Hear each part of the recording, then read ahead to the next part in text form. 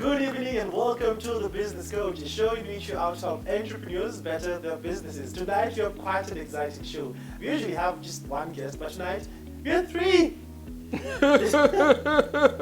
Yeah, I'm here. I'm very excited to be here. Are you excited to be here with me? I'm quite excited because tonight, Babu, it's Babu, right? Yes, Daddy.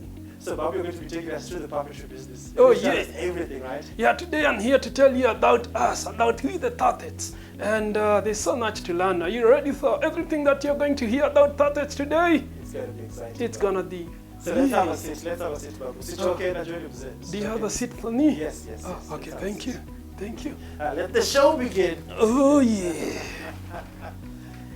Put the bread on the table. Michael, because of COVID, I can just say namaste. Namaste. How is it? Okay. I'm quite excited to be here because I'm in an environment that I really missed. I was such a child. I remember playing with mascots, seeing lots of puppets, and now I'm meeting up with a puppeteer and a ventriloquist. How are you doing? I'm good. I'm very happy. Pleasure seeing you. I came across your series on YouTube, the COVID series with Babu and Kuhu. They have gotten it right. And Yes, I found you it quite interesting. Creative just gone during this period of time. What exactly inspired that? Probably, I should just say that just like you, Yeah. I started getting fascinated with puppets at Yeah. a very young age. And it's so funny that the guy I used to look up to, Yeah. this, I think his name is Tony. Yeah. You know, I kept following him up, and he used to come to perform at our school. That's back in high school? Back actually in primary school, yes. yeah. Because in primary school, I just used to enjoy this moments. Puppets and all. Yeah. And he's actually the guy who, like I say, the guy I used to look up to. Yeah. And I used to come to perform at our school, and I got interested in puppets, you know. And then immediately after high school, you know, that's when I just decided, why not try my hand in this? Because I could feel that this is something that really excites me, and I really wanted to do something that excites me. Yeah. So I looked for this guy and asked him, yeah, I mean, I'm out of school now. So, I mean, can I try my hand in, in puppets this time around? Yeah. And then he told me, why not? And then he just enrolled me to one of the trainings that were just coming up. That was in November. Yeah. That was immediately after just getting done with my exams, actually.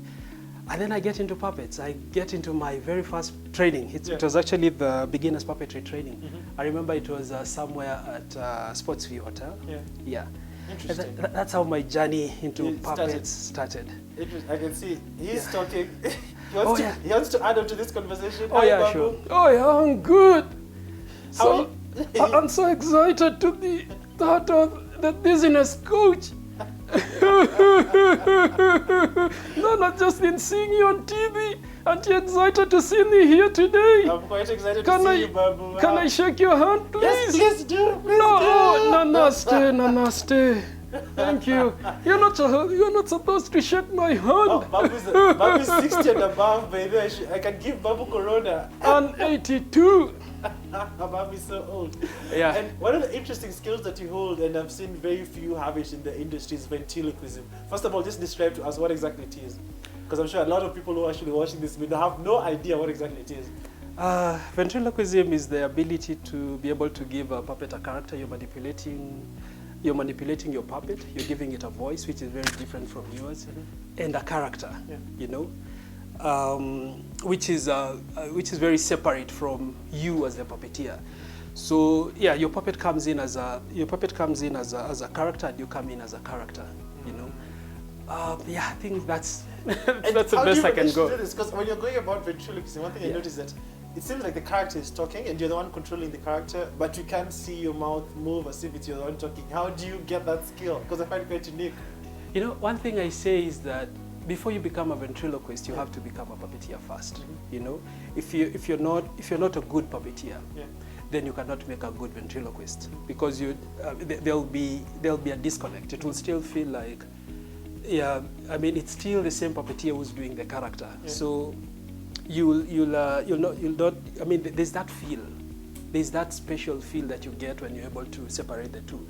So if you're a puppeteer first, people are able to see the technique that you're able to, probably people are just able to focus now on the puppet. And then now, when you become also a voice artist and an actor, then that gives it that special feel that that actually makes it very special. But if you don't have one of the two, then you don't become a very good ventriloquist. Interesting. So I worked on because I believe that I believe that I'm a very good puppeteer. So I worked on the skill first, before now getting myself into ventriloquism, and it's an art that I keep perfecting every time. Interesting. And how long did it take you to build this? Because you know we always see, especially being kids, and remember most of the shows used to watch puppeteers doing this. How long did it take for you now to perfect the skill? And maybe after answering this question, maybe I can go to the next one in terms of how do you also make it a business? Oh, yeah, it's a very interesting question. How long does it take to get this, to get here? One thing I have to say is that there's that natural touch that you must have.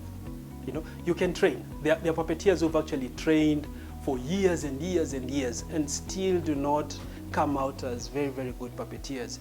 First, you have to be very ready to, learn. Number two, if you have that talent, you know, and then now push it further, that is through training every time. So I think for me it's taken me quite a while. But I believe that the very first time I touched a puppet, I knew I had that natural touch. You know, it's actually taken me 20 years, but I keep developing. 20 years in the industry. Those are 2 decades. Yeah, like I told you, in 1999, I'm old. When you minus those years, I'll be back to watching them.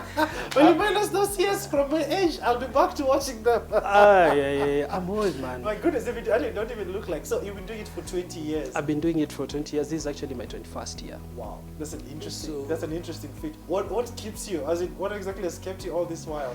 What exactly excites you? Or are you reliving your childhood each and every day? I love puppets. I've loved puppets all through.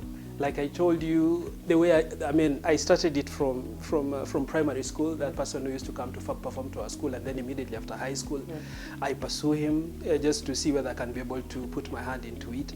It's still the same thing that I have to date, whereby I got fascinated with them, and I'm still fascinated now, not as somebody who's watching puppets, but now as somebody who's actually producing shows at the same time. And also watching. I'm also a fan. I like watching puppet shows as well, so that I can be able to also perfect my shows. Wow. So it's taken me like 20 years to perfect the art. And I believe that with art, you have to keep perfecting it. You know, the moment you get to a point where you feel like you're there, that's the time when you start going down. True. You know?